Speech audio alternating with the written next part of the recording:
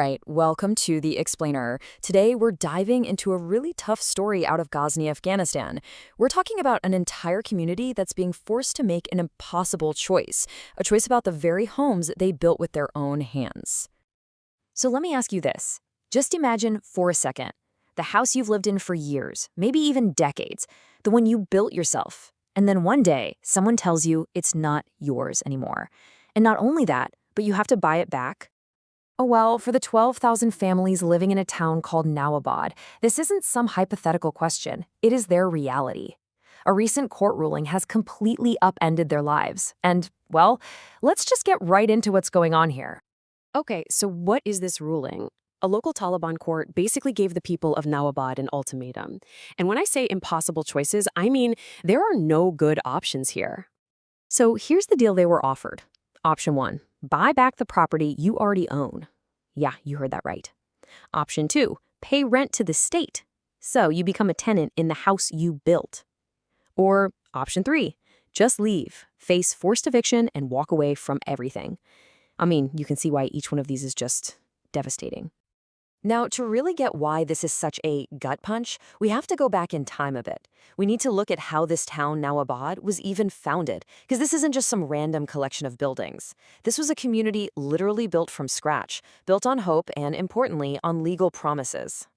So, the story kicks off back in 1993. There was a land dispute, it got settled, and the land was legally privatized. For the next 30-plus years, a whole community blossomed there. People built lives. But then, in 2021, the Taliban returned. And that's when the land dispute started all over again, leading to this bombshell court ruling that says, nope, sorry, all that private land, it's actually state-owned now. And we're not talking about a small village here. This is an estimated 12,000 families. It's also really important to understand that this community is mostly made up of the Hazara ethnic group. They're a minority in Afghanistan and have a long history of facing persecution. These are the people who poured everything they had, their lives, their savings, into building Nowabad. And I mean, they literally built a town out of what was just barren land. About 60% of the homes are fully constructed, permanent buildings. But it didn't stop with houses. They funded everything else themselves. We're talking 37 mosques, a bunch of schools, all the public services, every bit of it paid for by the residents, out of their own pockets. So, this court ruling didn't just happen overnight. No, it was the final blow after a really grueling 2-year-long legal battle.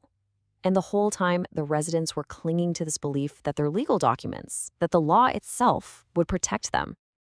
And when you look at the legal fight, it's just this incredible contrast. On one side, you have the residents. They've got their official land deeds, they're called Kabbalah, and they've got over 30 years of undisputed ownership. On the other side, the court. They just threw all that out. They declared the land Imarati, state-owned, using these really vague reasons like common boundaries and because it was high-altitude land. And man, did they fight for their homes. The whole community pitched in, spending over 1.7 million Afghani on legal fees. That's a huge amount of money. They put their faith and a good chunk of their life savings into a system that they really hoped would do the right thing. But in the end, the court just looked past all their evidence. So, with nowhere else to turn, they tried one last thing. A group of 15 community elders traveled all the way to Kandahar to appeal directly to the Taliban's supreme leader. They had a letter, just pleading for someone to review the case. And what did they get back? Nothing. Just silence. Weeks have gone by and still, no answer. Okay, so behind all the legal talk and the court documents, that's where the real story is. There are thousands of personal stories here, stories of incredible sacrifice, hard work, and family. And that's what shows you what's really at stake. We're not just talking about property, we're talking about homelands. Let's start with a resident named Imran. He talked about how his entire family, even his young daughters, worked to build their home. They made bricks, they dug a well, they did it all just to have a roof over their heads, to escape being homeless. Or how about Seema? She's a widow. After her husband passed away, she and her kids spent years weaving carpets just to save up enough money to build a small home. Her brother put it perfectly. He said, they can't take the roof built by the hands of orphans. And then you have someone like Muhammad Nouri. He literally sold his past to invest in his children's future. He sold the only ancestral land he had just so his kids could go to school in the city. And now, that entire investment could be just gone. For some people, the cost of their home was their own health. A man named Kabir, he worked in a quarry to save up money for his plot of land. But the work was so heavy, it left him with a back injury he'll never recover from. His words were, "I paid for this land with my health." Just wow. So you have to ask, right? Is what's happening in Nowabad just a one-off thing? An isolated incident? Well, the information we have suggests that it might actually be part of a much bigger and honestly a very concerning pattern. And sure enough, similar land grabs and forced evictions are being reported in other parts of Afghanistan, and it's often affecting other Hazara communities. There are cases in Rushak village in Bamyan province, another in the Punjab district.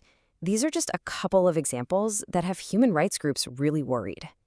This isn't just talk either. These concerns were made official when over 100 civil society groups got together and sent an open letter to the UN. They said, and I'm quoting here, that legal loopholes, lack of due process, and a fraudulent judicial process are apparent in the Taliban court rulings. That points to a problem that's way bigger than just this one town. Which really brings us to the big question here, a question that goes way beyond legal documents.